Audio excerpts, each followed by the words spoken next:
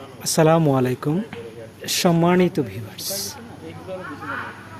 এখন যে ফুলটি দেখতে পাচ্ছেন এই ফুলটির নাম হলো অপরাজিতা। ফুলটির পুরো গাছ দেখতে পাচ্ছেন লতার মতোই, কি এক রাজকীয় কালার।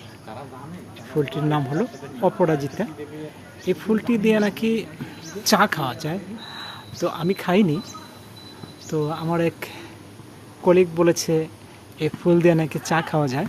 এক কাপ চা তৈরি করতে 6 থেকে 7টা ফুল গরম পানিতে দিয়ে হালকা একটু মানে দ্বিতীয়বার গরম করতে হবে, অর্থাৎ গরম পানি হবে, তার মধ্যে এটা দেওয়ার পর আর একটু বলক তুলতে হবে আর কি। তো এই অপরাজিতা ফুলের চা আমি জীবনে কখনো খাইনি, তো শুনেছি। আমি কিছু ফুল নিয়েছি, আজ রাতে আমি চা বানিয়ে খাবো।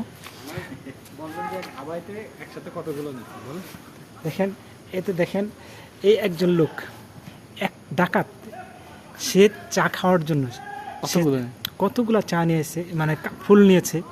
সে তো খাবেই, ভাবিকেও খাওয়াবে, বুঝছেন? কি আর বলবো। দেখুন,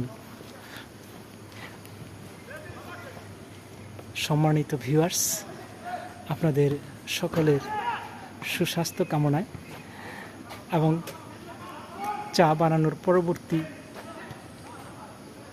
ট্রাম দেখাবো আপনাকে, এই অপেক্ষায়। আজ এ পর্যন্ত। আর এই ফুলটির নাম কি আমি জানি না, আপনারা কমেন্টসে জানাবেন।